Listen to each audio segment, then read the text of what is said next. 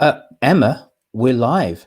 Um, you have a bit of an interesting career path. One way of putting it. Yeah, that's fair, isn't it? It's interesting, non-conventional. So let's start where we are now and let's work backwards. So what is it that you actually, what do you even call yourself? What are you? Well, half of the week I'm a journalist and communications consultant, and the other half of the week I'm the head of training and consultancy at a fascinating organisation called the Sheila McKetchley Foundation, which supports campaigners to make change. And dare I say it, we're in a moment where change is absolutely needed, aren't we?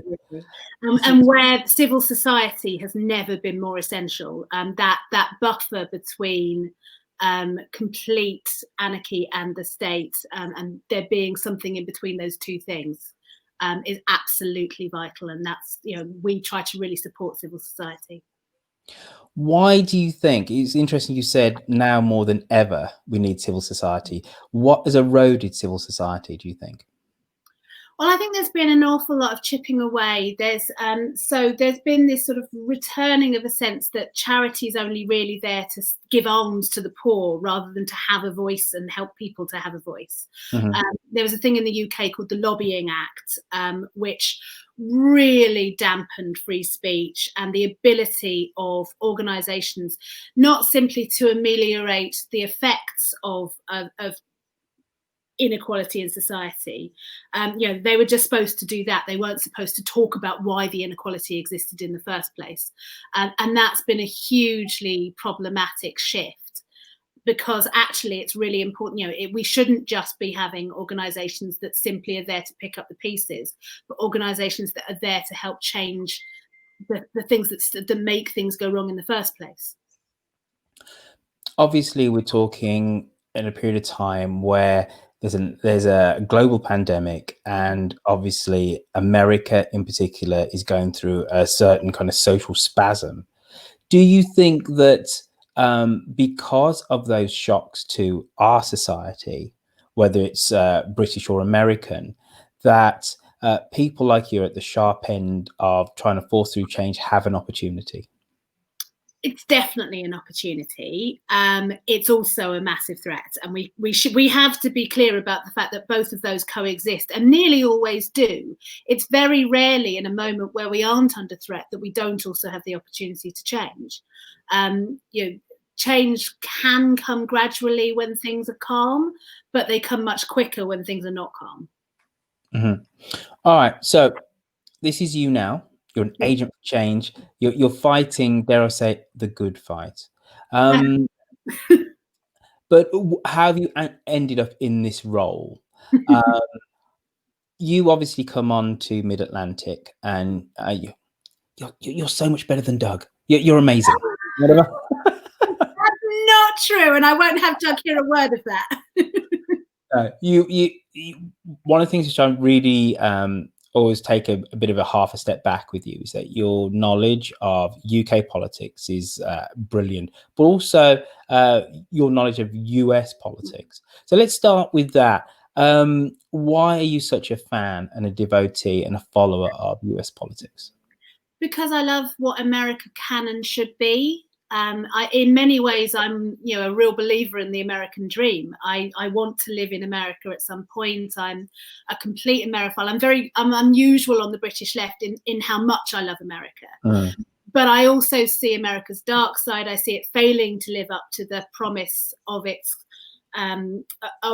constitution, of the idealism that I seek.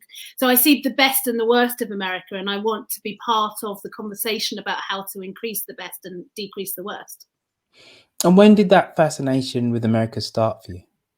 I mean, I grew up in the 80s. I was absolutely convinced that when I was 16, I was going to be blonde and driving a red car around California, because that was my vision of what a teenager looked like, presumably from Sweet Valley High and things like that. all those 80s movies. So I think it's probably always been there culturally in Britain. We've always looked to America in many ways for our popular culture. I am totally, I mean, you know, I can read posh books, but I'm much more of a sort of mid-level person, let's face it, culturally. So I love American television. I grew up watching Dynasty. I grew up watching, Dynasty is what we call it over here, by the way. I grew up watching Dynasty. Dynasty. Yeah, no, I'll never ever get my tongue around that one.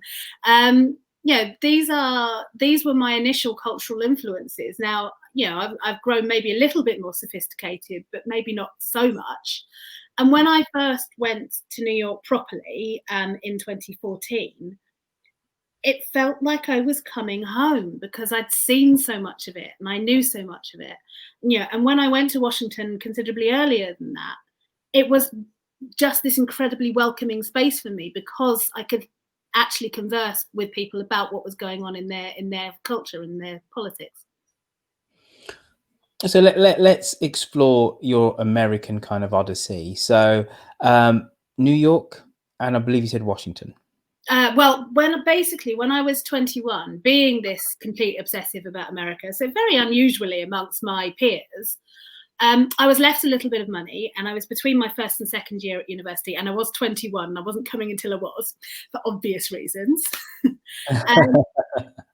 I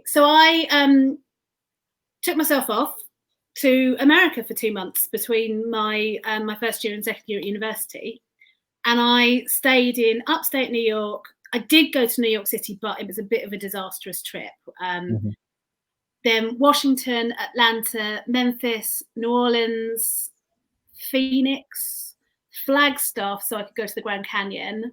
Wow. And San Francisco. So I did a huge sort of sweep around America, as it were, by train. And I just had, you know, I was quite an immature 21-year-old, I would say, even though I'd lived away from home for 3 years by that point. So, you know, to take myself off to a foreign country for 2 months, completely on my own, this is really before the internet was a thing properly. You know, there's no such thing as a smartphone. I occasionally rang home from a payphone. I think I once rang my friend Jim to find out what was happening in EastEnders.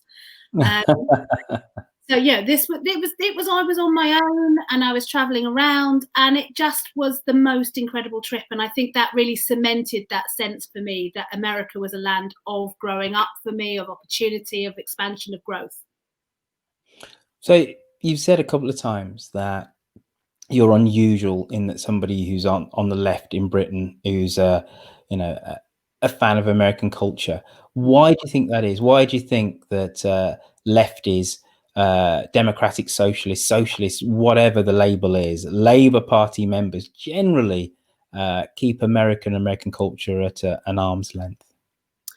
I think there are two answers. The first is that American politics in general, there are obviously pockets, and we've seen the rise of the progressive left in America more recently, but in general, it's very, even your left is to our right. So, for example, in the UK, as I do, it's just not that weird to call yourself a socialist. And to have socialist ideals and, you know, think about properly how you would pragmatically implement those. Now, along that socialist spectrum, there will be a lot of argument about how far you would take that, where you would go with it, what it means. But it's just not that weird to use the word. Whereas before Bernie, that was just completely verboten in any form of mainstream US politics. So that, I think, is part of it. We just are culturally more left and more comfortable with it. And secondly, there is a big anti-imperialism streak, which is perfectly valid, within the British left. And the US are seen, particularly post-1990, as hegemonically imperialistic. And obviously with things like Iraq, that didn't help.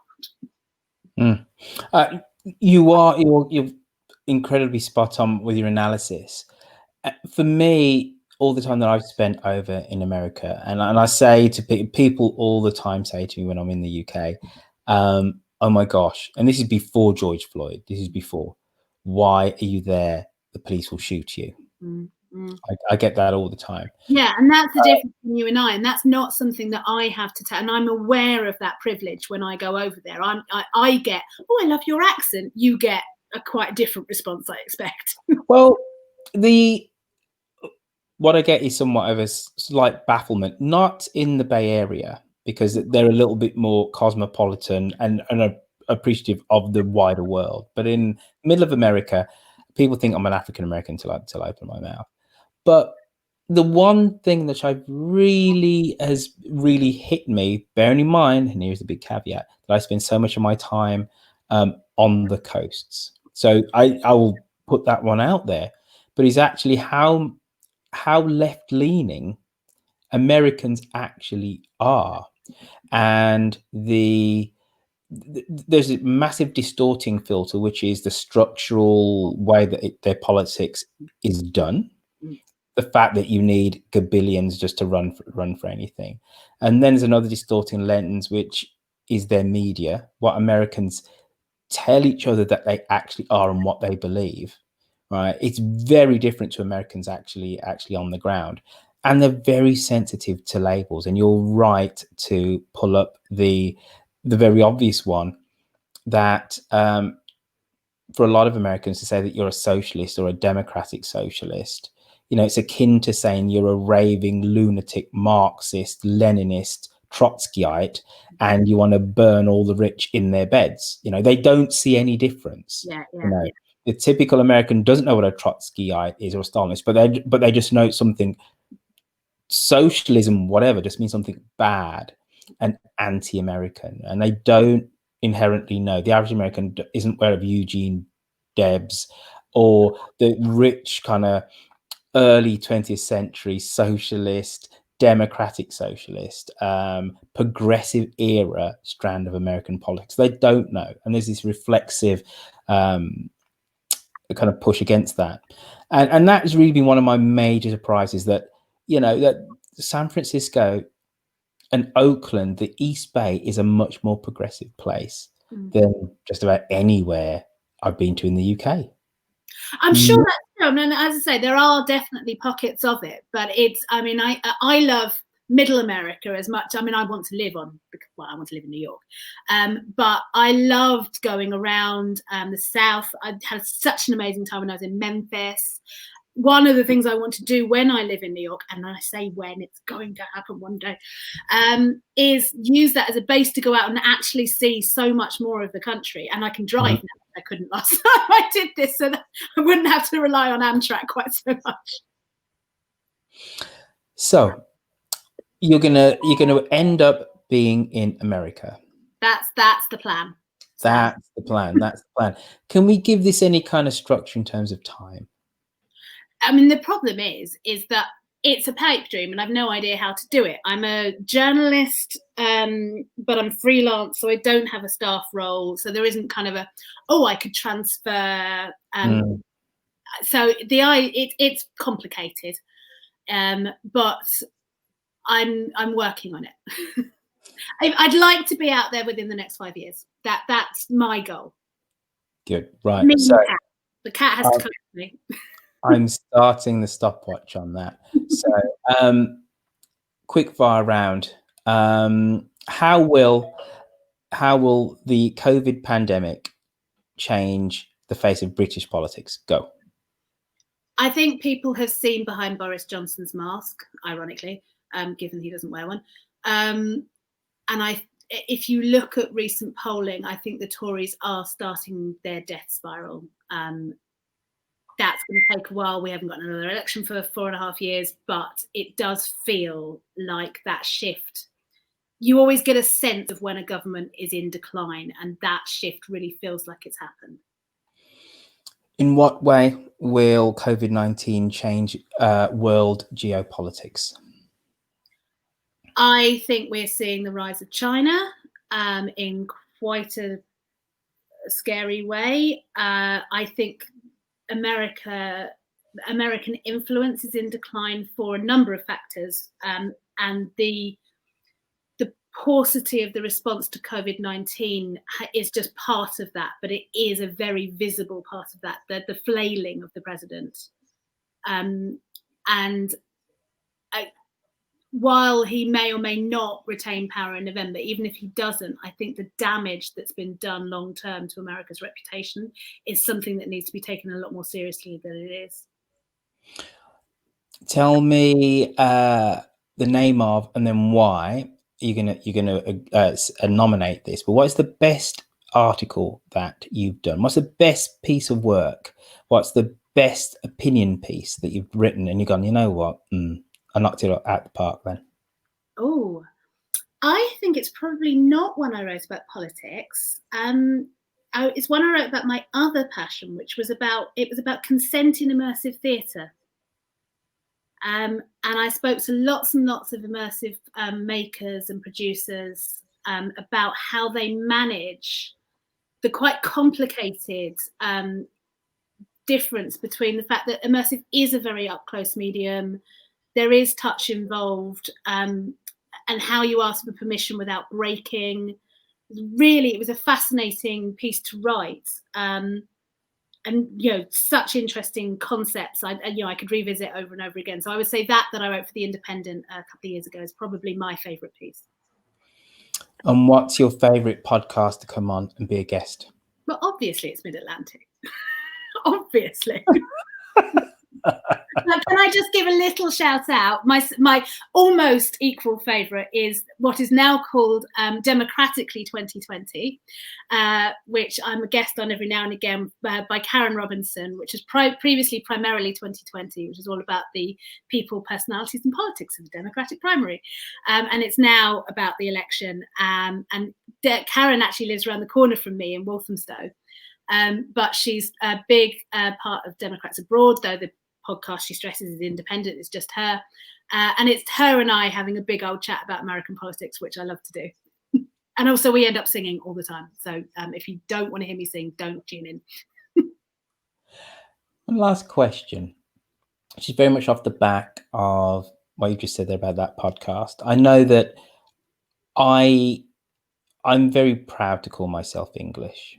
And English more than British, though I quite like the United Kingdom. I don't want it to dissolve. I don't want the Scots to go away anytime soon. Though I wouldn't blame them if they did, to be fair.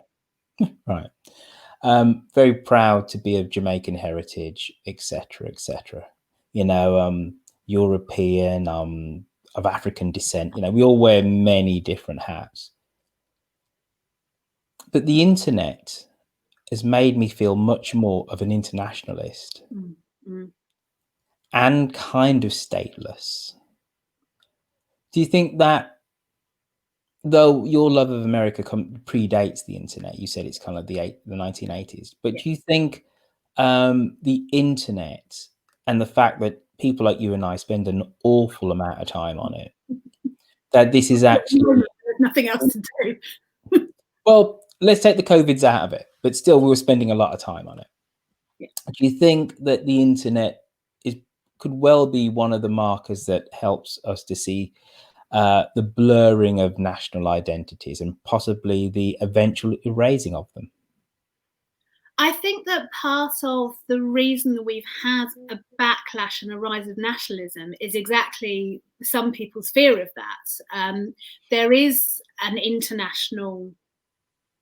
there's an international elite who really don't have any boundaries or barriers at all. Mm-hmm. Then there are people like you and I who feel very internationalist, but are not part of that kind of global money elite, but very much sort of don't see barriers, find our camaraderie around the world rather than locating it geographically. I think that's probably the easiest way of putting it. One of the things that I've long argued for, and in fact, I was involved for a long time in a group called the Socialist Societies, which are organisations that affiliate to the Labour Party, not geographically, like most Labour Party organisations, but because they have a common interest or a common identity. So, for example, LGBT Labour or the Labour Housing Group. And I think that one thing the internet has really given us, both for good and for ill, is an ability to form those societies of interest. commonalities of interest. And it doesn't matter if you're me in East London or some 58-year-old woman in Alaska or a 14-year-old lad in Brazil. If we have something that we're all really passionate and interested about, we can form a community. Amen to that, sister. Now, just before we go, you have to tell us the reasons why you wanted to be part of Intelligent Speech 2020 and what you will be presenting. I'm slightly daunted because I don't usually speak for very long. So I'm fully intending this to be a very interactive, facilitated session. But I will be talking about what I did my dissertation on a couple of years ago, which is why people listen to and make political podcasts. So it would be completely pointless of me to just talk at your audience, who are, let's face it, podcast aficionados, for too long without listening to what they have to add to the topic, because I'm always interested in what other people think. And that is partly why people listen to political podcasts. So I will be explaining the results of my research that I've done into this, and then opening it up for discussion. Emma Burnell, thank you for coming on to Intelligent Speech and sharing 21 minutes of your time with us. Thank you. Thank you so much for having me. Here you go.